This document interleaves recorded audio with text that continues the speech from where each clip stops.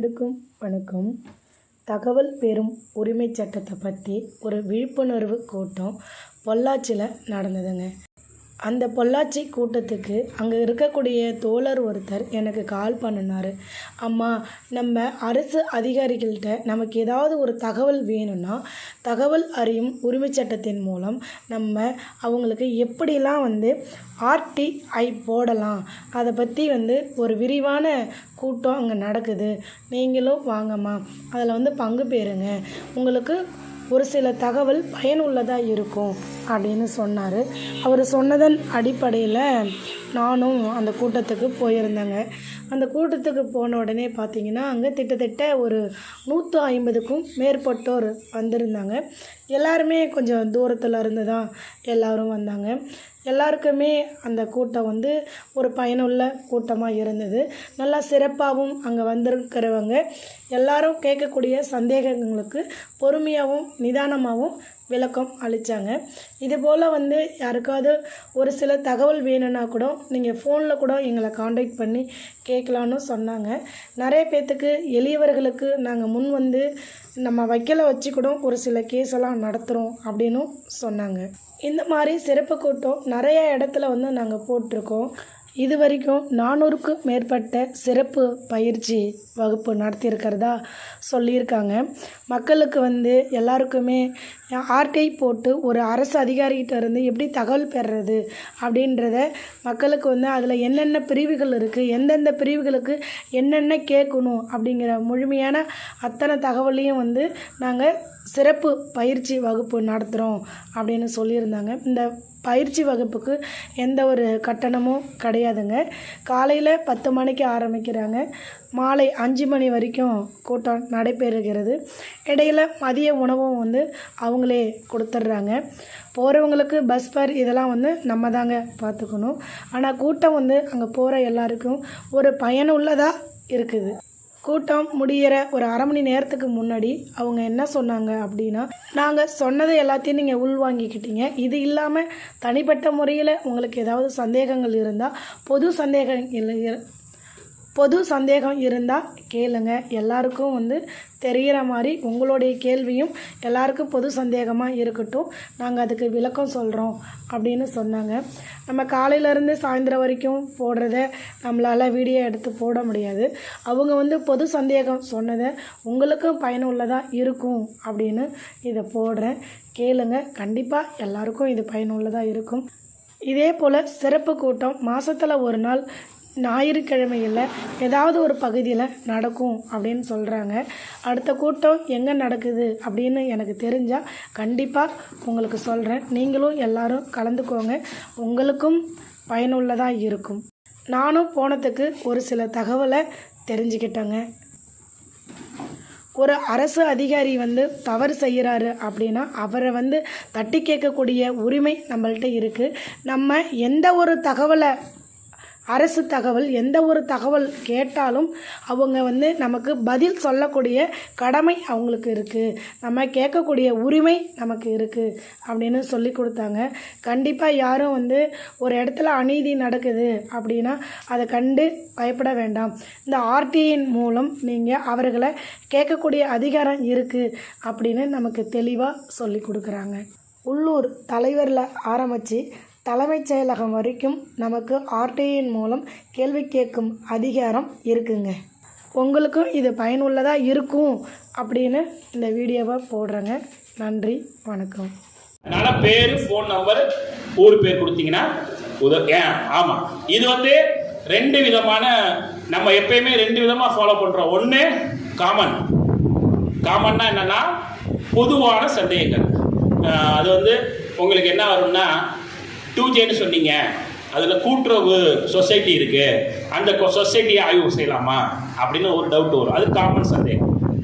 உங்ககிட்ட ஒரு பேப்பர் இருக்கும், ஐயா நான் என் பட்டாவுக்காக நான் அலைஞ்சிக்கிட்டே இருக்கேன், இந்த பேப்பர் கொண்டு வந்திருக்கேன், இதை நீங்கள் பார்க்கணும், பார்த்து இதை எப்படி ஆர்டிஐ நான் கன்வெர்ட் பண்ணுறதுன்னு எங்களுக்கு சொல்லிக் கொடுங்க அப்படின்னு கேட்கலாம். இது சொந்த விஷயம், தனி விஷயம்.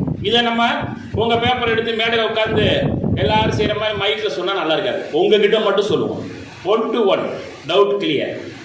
ஸோ ஒரு செஷன் கேள்வி பதில் எப்படி இருக்கும்னா காமன் அப்படி இருக்கும்.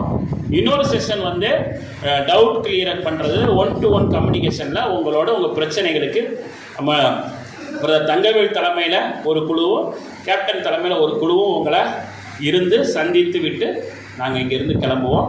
அதுக்கப்புறம் இன்னொன்று வந்து புதிய வாலண்டியர்ஸ், இப்போ எங்களோடு இணைந்து பணியாற்றுறதுக்கு விரும்பக்கூடிய புதிய வாலண்டியர்ஸ், அதாவது ஆர்டிஐ நான் கற்றுக்கிட்டேன், உங்கள் டீம் எனக்கு பிடிச்சிருக்கு, நானும் உங்களோட இணைஞ்சு சர்வீஸ் பண்ணுறேன் அப்படின்னு நினைக்கிறவங்க கூட எங்கள் கூட வரலாம். நாங்கள் அவங்களுக்கு 3 நாட்கள் ஒரு பயிற்சி கொடுக்குறோம். அவங்களோட நம்ம ஏற்கனவே என்டையர் தமிழ்நாடு ஃபுல்லாக நம்ம டீம் இருக்காங்க, அந்த டீமோட உங்களை கம்யூனிகேட் பண்ணுறோம், உங்களுக்கும் எல்லாருடையும் பழக்கத்தை ஏற்படுத்துகிறோம்.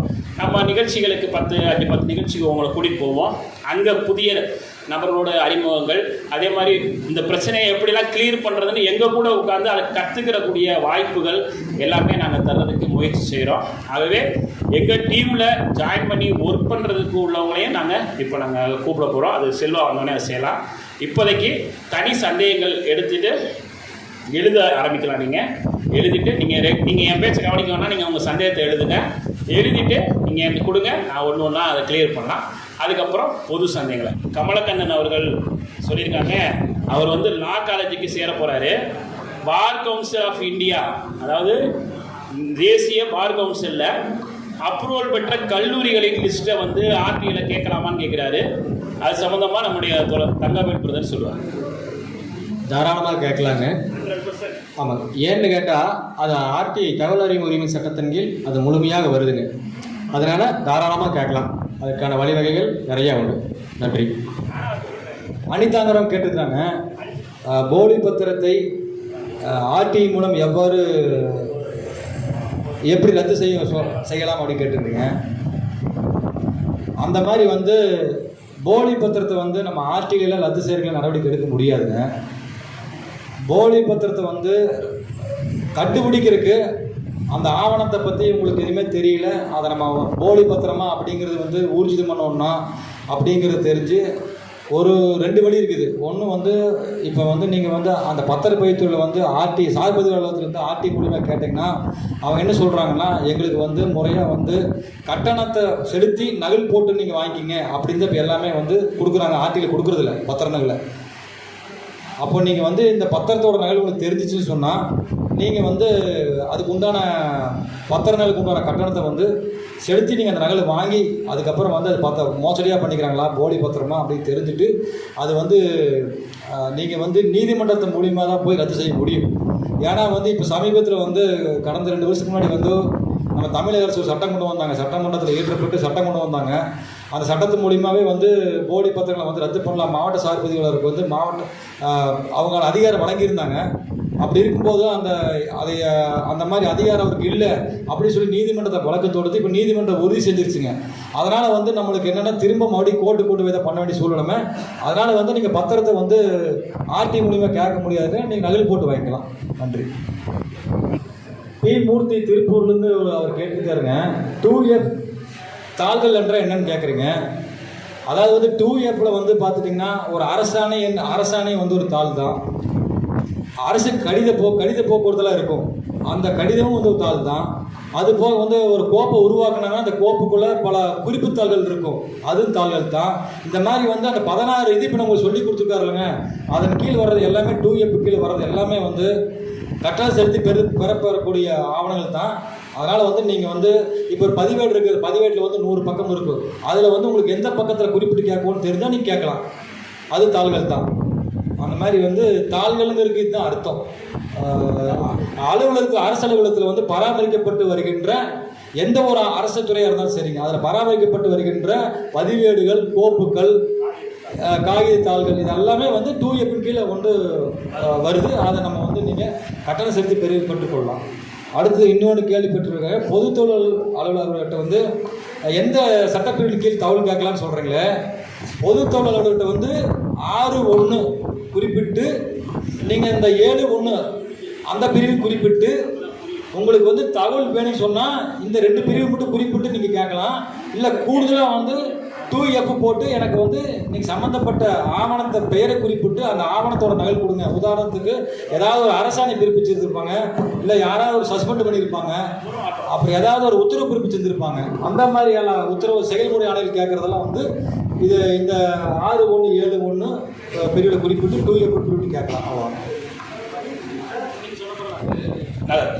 கிராம ஊராட்சியில் தகவல்களை பெறுவதற்கு யாரிடம் விண்ணப்பிக்க வேண்டும்? அழகான கேள்வி. கிராம ஊராட்சியில் விண்ணப்பிப்பதற்கு நம்முடைய பிடிஓ ஆபீஸ்ல தலைமையிடத்து துணை வட்டார வளர்ச்சி அலுவலர், தலைமையிடத்து துணை வட்டார வளர்ச்சி அலுவலர் அவர் தான் வந்து கிராம ஊராட்சியில் பொது தகவல் வருவார்.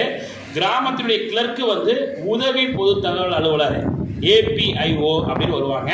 ஆனால் இந்த ஏபிஐஓக்கு நம்ம டைரக்டாக மனு பண்ணுவதற்கு சட்டத்தில் எந்த இடத்துலையும் வகை இல்லை. ஆகவே நம்ம பிஐஓட்ட தான் மனு செய்யணும். பிஐஓ என்பவர் பப்ளிக் இன்ஃபர்மேஷன் ஆஃபீஸர், பொது தகவல் அலுவலர். அவர் வந்து பார்த்தீங்கன்னா கிராமத்தை பொறுத்த வரைக்கும் தலைமையிடத்து துணை வட்டார வளர்ச்சி அலுவலர். அப்புறம் அவர் கேட்குறாரு, அந்த கிராமத்துக்கு யார் மேல்முறையீட்டு அலுவலர் அப்படின்னு கேட்குறாரு. ஸோ அந்த மேல்முறையீட்டு அலுவலர் பிடிஓ வட்டார வளர்ச்சி அலுவலர் வருவார்.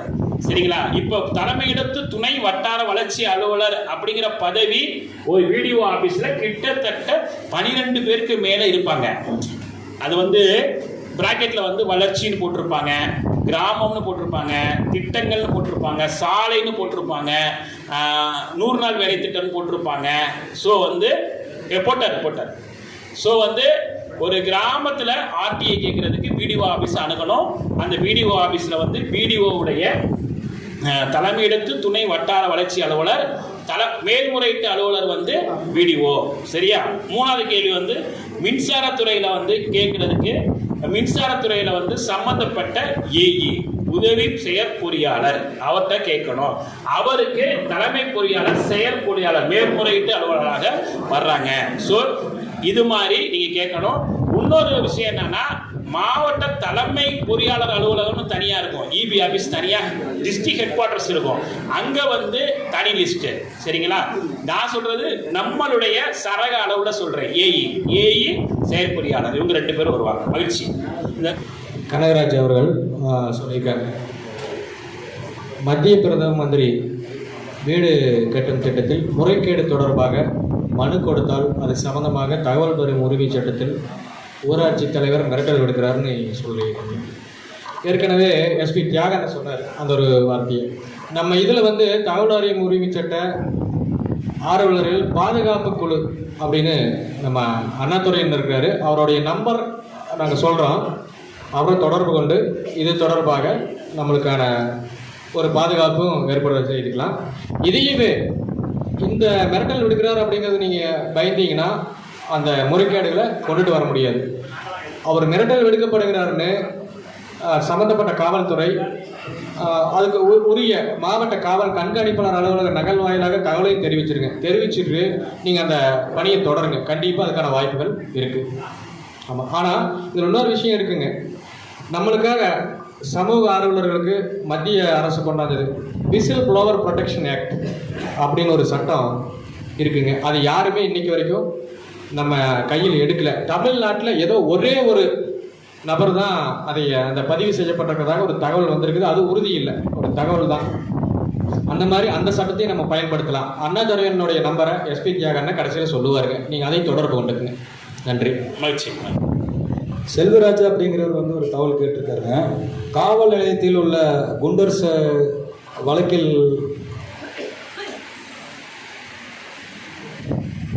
இருந்து ரவுடி சரித்திர பதிவேடு உள்ள நபர்களின் தகவலை கேட்டால் 3ஆம் நபர் தகவலான்னு சொல்கிறாங்க. அது வந்து 3ஆம் நபர் தகவல் கிடையாதுங்க, அது கொடுக்கக்கூடிய தகவல் தான். ஏன்னா அந்த பதிவேடுங்கிறது வந்து ஒரு அரசு பதிவேடு. அந்த பதிவேடு வந்து 4.1B வந்து வெளிப்படையாக பராமரிக்கணும். அந்த வெளிப்படையாக உள்ள அந்த 4.1B இருக்க தகவலை வந்து பொதுமக்களுக்கு கொடுக்கணும்னு சொல்லி சட்டங்கள் இருக்குது. அதனால் வந்து 3ஆம் நபர் தகவல் இது வராது. அடுத்ததாக கோகுலகிருஷ்ணன் உடவுலப்பேட்டை RSR OSR SLR உடைய நில அளவு ஆவணங்கள் மாவட்ட ஆட்சியர் அலுவலகத்தில் மற்றவர் நிலத்தை பற்றி கேட்பது 3ஆம் நபர் தகவல் அப்படின்னு சொல்லியிருக்காங்க. இல்லை, மற்றவருடைய பெயரை நம்ம குறிப்பிட்டு கேட்காமல் பொதுவாக அந்த ரெஜிஸ்டர் நீங்கள் கேட்டீங்கன்னா போதுமான தகவல் அதுக்குள்ளேயே நம்ம அதுக்கான தகவல்கள் அதில் பெற்றுக்கலாங்க. நம்ம குறிப்பிட்டு நம்ம அது ஒரு லேண்டு சம்மந்தப்பட்ட விஷயம், சிவில் அப்படிங்கிற ஒரு ஓரத்தில் அது தொடர்பில்லை அப்படிங்கிற மாதிரி ஒரு மலுப்பலான பதில் தான் சொல்லுவாங்க. எப்படியெல்லாம் கொடுக்கக்கூடாதுங்கிற அவங்களுடைய எண்ணங்கள் தான் அது பிரதிபலிச்சுட்டே இருக்கும். அதனால நம்ம அந்த மாதிரி நம்ம கேட்க வேண்டாங்க. நம்ம நேரடியாகவே நம்ம ஆவணங்களை கேட்போம். அந்த ஆவணங்களில் கண்டிப்பாக வரும். உதாரணத்துக்கு ஒன்று சொல்ல போனோம்னாங்க, நான் ஒரு ஆவணங்களை கேட்குறேன். அதை கேட்கையில் அந்த ஆவணம் ஒரு கோவில் சம்மந்தப்பட்டது, அது ஒரு பிரச்சனைக்குரியது. ஆனால் அந்த ஆவணம் அந்த ஆவணத்தில் ஒரே ஆவணத்தில் வந்து ஆடங்களில் 3 பேரோட நபர் இருக்குங்க. அந்த ஒரு நபரை என்னுடைய ஆவணம் வேணும்னு கேட்டார், அது ஆட்டோமேட்டிக்காக டோட்டலாகவே நம்ம வந்துருச்சு. ஸோ அதனால் அப்படி நம்ம எடுத்துக்கலாம், டெக்னிக்கலாக எடுத்துக்கலாம், அது ஒன்றும் பிரச்சனை கிடையாது. அறிவு அவனாஷ் பெருநாயக்கம்பாளைய கோயம்புத்தூர்லேருந்து ஒரு தகவல் கேட்டிருக்காருங்க. எங்கள் கிராமத்தில் உள்ள குட்டையில் கழிவுநீர் கலந்து கொள்கிறது, கழிவுநீர் கலந்து மாசுபடுகிறது. இதற்கு ஆர்டி மூலம் எவ்வாறு தீர்வு காண்பது? இப்போது இந்த குட்டையில் வந்து நீங்கள் வந்து கழிவுநீர் கலக்குன்னு சொல்கிறீங்க. இதில் வந்து நம்ம வந்து இந்த குட்டை வந்து இது சம்மந்தமாக வந்து நம்ம மாசு கட்டுப்பாட்டு வாரியத்துக்கு வந்து ஏதாவது நீங்கள் புகார் கொடுத்துருந்தீங்கன்னா அந்த புகார் மேலே எந்த நடவடிக்கை எடுத்துருக்கிறீங்க, சம்மந்தப்பட்ட துறைக்கு எங்கே அனுப்பிச்சிருக்கிறீங்க, என்ன நடவடிக்கை எடுத்துருக்குன்னு இது மாதிரி கேட்கலாம். நீங்கள் வந்து சும்மா வந்து கழிவுநீர் கலக்குது, அதுக்கு ஆர்டியில் வந்து எப்படி அப்படின்னு சொல்லி தான் கேட்குறீங்க. இது சம்மந்தமாக நீங்கள் என்ன பண்ணுறீங்கன்னா, அந்த கழிவுநீர் வந்து குட்டையிலுக்கு கலக்குது இல்லைங்க, அது ஒரு சாம்பிளுக்கு எடுத்து அதுக்கு சில கட்டணங்கள் இருக்குது. இதை வந்து இதில் எவ்வளோ மாசு கலந்துருக்குது பொல்யூஷன் கண்ட்ரோல் போர்டு கொடுத்து அதுக்கு உண்டான கட்டணத்தை செலுத்தி அவங்களோட ரிப்போர்ட்டை நீங்கள் வாங்கி அந்த ரிப்போர்ட்டை வச்சு நீங்கள் மேல் நடவடிக்கைக்கு போய் அந்த கழிவுநீர் கலக்காமல் இருக்கிறதுக்கு என்ன தடுக்க முடியுமோ அதை 100% தடுக்கலாம், அது பண்ணலாம். ஆனால் இவங்க எது குறிப்பு இல்லைங்க சார், சும்மா மாசு கட்டுப்பாடு வாரியத்தில் அதனுடைய இணையதளத்துக்கு நீங்கள் போங்க. உண்மையிலே மாசு கட்டுப்பாடு வாரிய இணையதளம் ரொம்ப சிறப்பாக செயல்படும், தயவுசெய்து பாருங்கள். அதில் ஒவ்வொரு மாவட்டத்திலையும் அந்த மாசு கட்டுப்பாட்டு வாரியத்தில் யாரெல்லாம் வந்து அனுமதி பெற்றிருக்காங்க. இப்போ நம்ம இப்போ கோயம்புத்தூர் அப்போலோ ஹாஸ்பிட்டல் இருக்கா, அப்போலோ ஹாஸ்பிட்டலுக்கு அங்கே வந்து எவ்வளோ மாசு வருது, அதை கிளியர் பண்ணுறதுக்கு எவ்வளோ வந்து பெர்மிஷன் கொடுத்துருக்கோம், எல்லாமே நீங்கள் நெட்டில் டவுன்லோட் பண்ணலாம், ப்ரைவேட் இதுக்கே. அதே போல் இந்த குடிநீர் எல்லாத்துக்குமே நீங்கள் கொஞ்சம் மாசு கட்டுப்பாடு வாரிய வெப்சைட் பாருங்கள், அது ரொம்ப சூப்பராக இருக்கும் ப்ளீஸ். அதுக்கடுத்து வந்து முதல் மனு 30 நாட்களுக்குள் தகவல் தரணும்னு சொன்னீங்க. அதில் வந்து சில நேரங்களில் விடுமுறை நாள் வரும், அப்போ அரசு விடுமுறை நாள் வரும், சண்டேஸ் வரும். இப்போ இதெல்லாம் கழிச்சுட்டு தருவாங்களா இல்லை 30 நாள் தருவாங்களா? இதே சந்தேகத்தை நான் திரு சுதர்சன ஆட்சியப்பன்ட்டே நான் நேரடியாக கேட்டிருக்கேன்.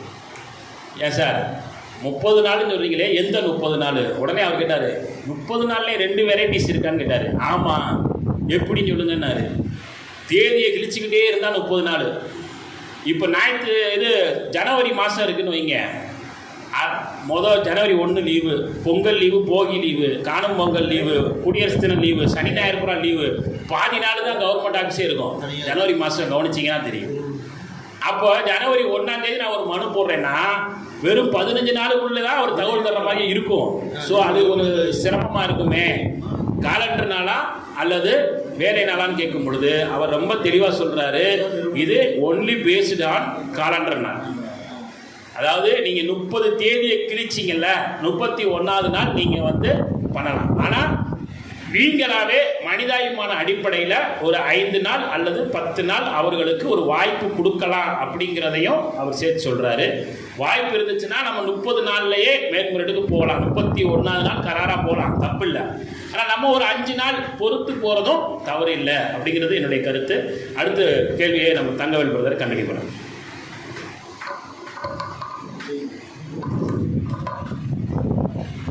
ஜெயின் பொள்ளாச்சி அப்படின்னு ஒரு தகவல் கேட்டிருக்காருங்க.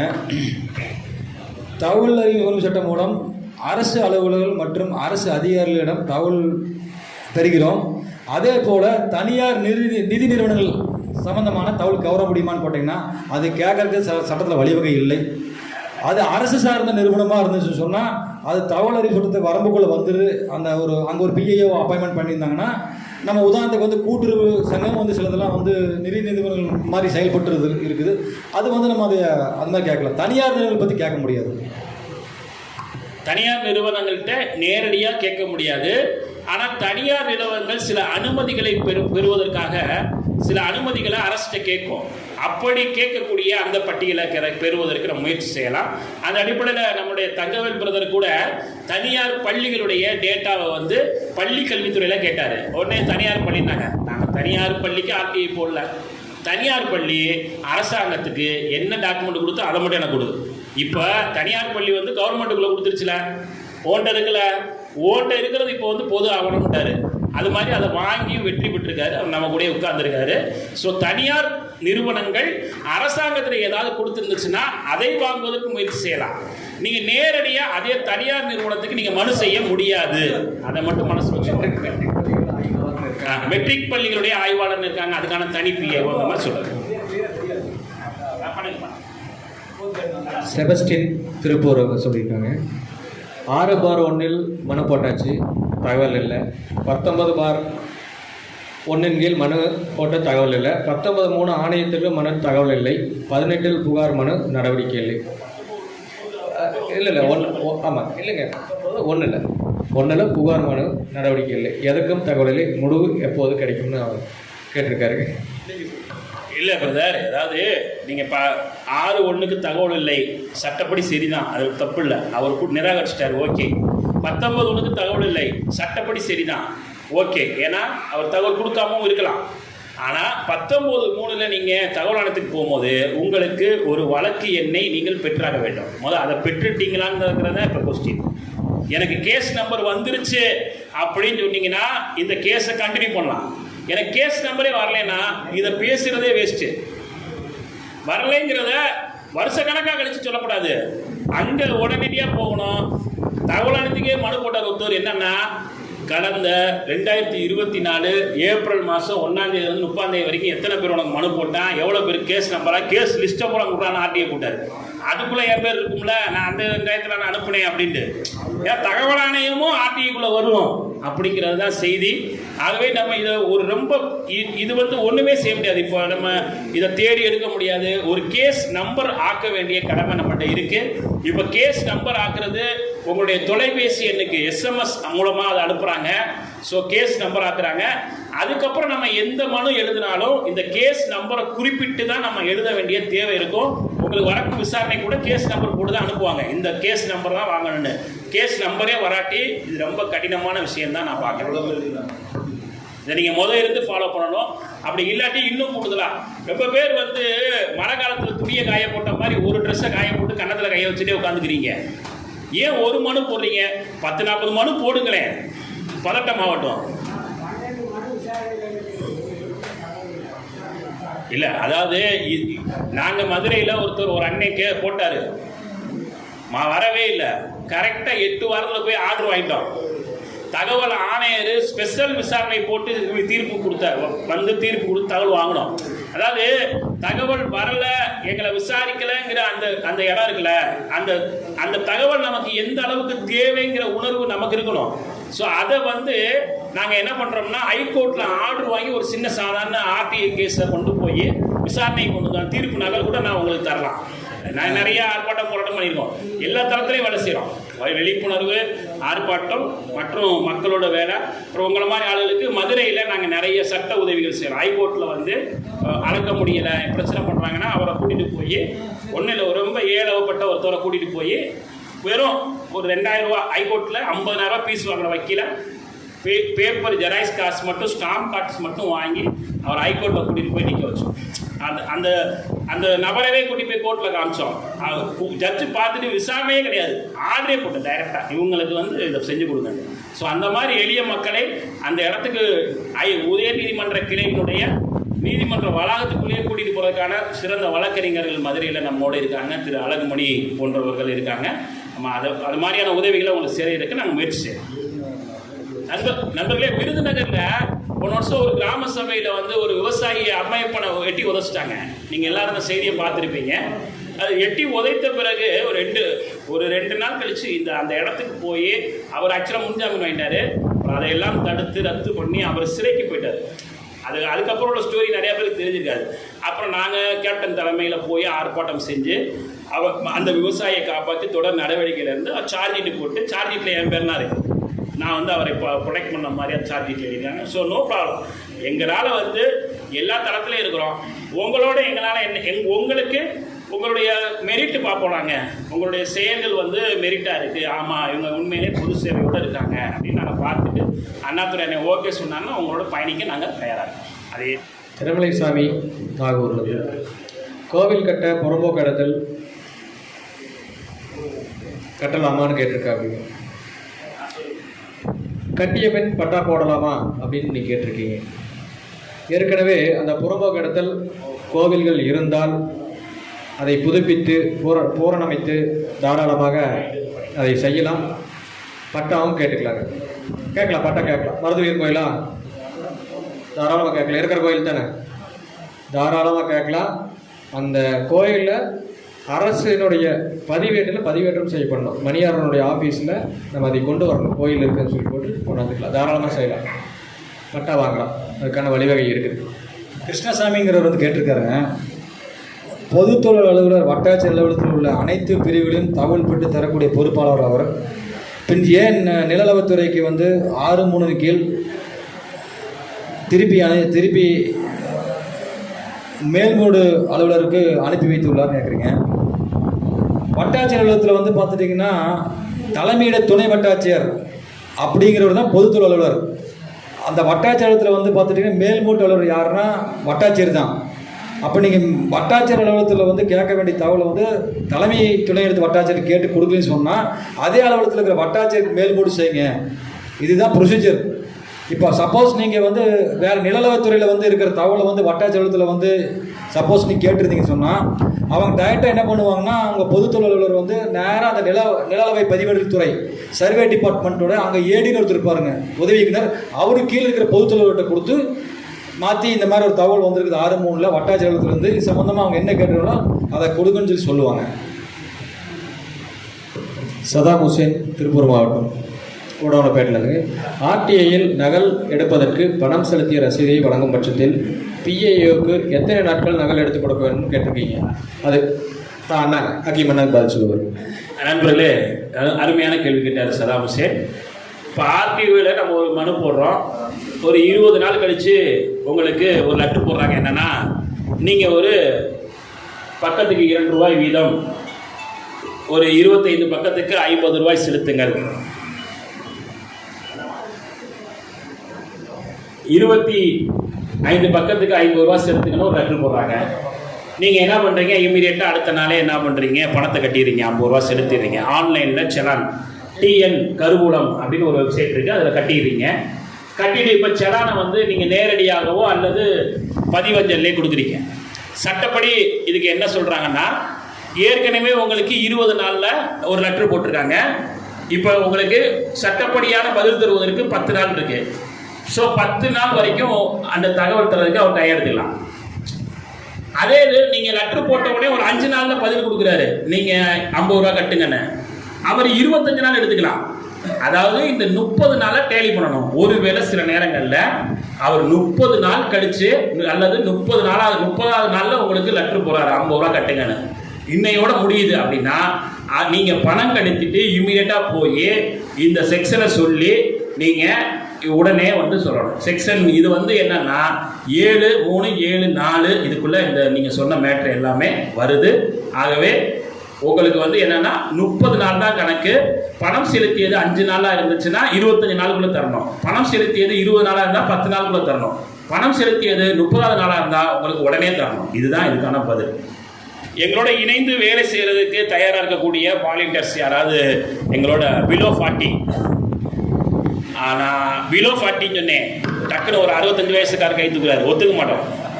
ஒன்லி பிலோ 40 யங்ஸ்டர்ஸ் மட்டும்தான் நாங்கள் வந்து கைட் பண்ணுறோம். பிலோ 40 இருக்கிறவங்க யாரெல்லாம் ஆசைப்படுறீங்களோ அவங்களுடைய தொலைபேசி எண்ணை வந்து நம்முடைய அருமைக்குரிய செல்வகுமார் அவர்கிட்ட நீங்கள் உங்கள் பேர், உங்கள் மாவட்டம், உங்களுடைய தொலைபேசி எண்ணை கொடுத்தீங்கன்னா நான் பர்சனலாக உங்கள்கிட்ட பேசுகிறேன். உங்களுடைய பொருளாதார சூழல்கள் நாங்கள் எல்லாரையுமே வாலிபர்ஸாக வரைஞ்சோடனே கூட்டிகிட்டு போயிட மாட்டோம். நீங்கள் என்ன வேலை பார்க்குறீங்க, என்ன படிக்கிறீங்க, உங்கள் நிலைமை என்ன, உங்கள் வீட்டை உங்களால் காப்பாற்றிக்க முடியுமானா செக் பண்ணிவிட்டு அதுக்கப்புறம் தான் நாங்கள் என்னோட கூப்பிடுவோம். ஏன்னா வந்து சிலர் சொல்லுவாங்க நாங்கள் முழு நேரமாக அவங்க கூட வந்துடுவோம்னு. அடே பாவி, நானே முழு நேரமாக அதில் இல்லை. அதனால் முழு நேரமாலாம் வந்து சர்வீஸ்னால் யாருனாலையும் பண்ண முடியாது, பண்ணவும் கூடாது. பண்ணுனா அது கரப்ஷனுக்கு தான் வழி வகைக்கும். ஸோ யாரும் பண்ணக்கூடாது. உங்களுக்குன்னு ஒரு சொந்த தொழிலோ அல்லது ஒரு வேலையோ இருக்கணும். ஒரு வார இறுதி நாள் அல்லது உங்களுடைய மாலை வேலை, அதாவது எனக்கு வந்து மதியானம் ஒரு சாயந்தரம் எனக்கு 6 மணிக்கு வேலை முடிஞ்சிருங்க, ஒரு 7 மணிலேருந்து ஒரு 10 மணி வரைக்கும் என்னால் தொலைபேசியில் ஆலோசனை சொல்ல முடியும் அல்லது ஒரு கூகுள் மீட்டில் நாங்கள் பங்கு கொள்ள முடியும்னு நினைக்கிறவங்க மட்டும். இப்போ நான் சொன்ன சென்ஸ் எல்லாம் உங்கள்கிட்ட இருக்கணும்.